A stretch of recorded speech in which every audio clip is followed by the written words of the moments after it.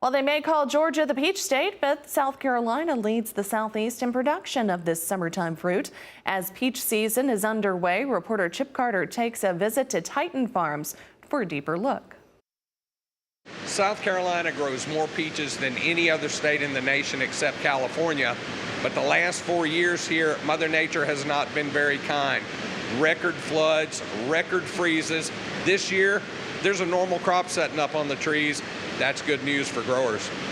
The last 4 years have been difficult with Mother Nature and the surprises she can give, and even this year we almost had a scare there early on in March. But very fortunate to report that we've got about 80% of a peach crop, and this crop is set, so we're not looking for any kind of reduction in the crop from pollination issues or freeze issues.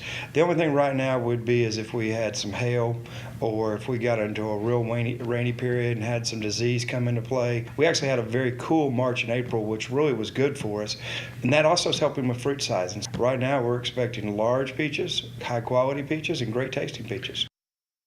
Wide open, we can run about 140 bins per hour. That's 1,000-pound bins of fruit that actually will, in most years would translate to about 4,000 to 4,200 cases of peaches per hour.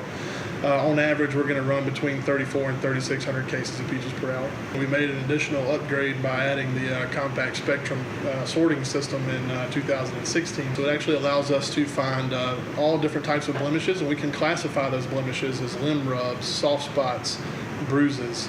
So it's not just finding a bad peach, but it's actually classifying that peach as why it is bad. So it really allows us to not only create downgrades and take those downgrades away, but also to classify those downgrades so that we can actually increase the value of that fruit in the processed market as well. We created an awful lot of waste as we grew, so the idea was to take our wasted product, something that had maybe a soft tip on it or a limb rub that you couldn't sell to the marketplace but was 98% good.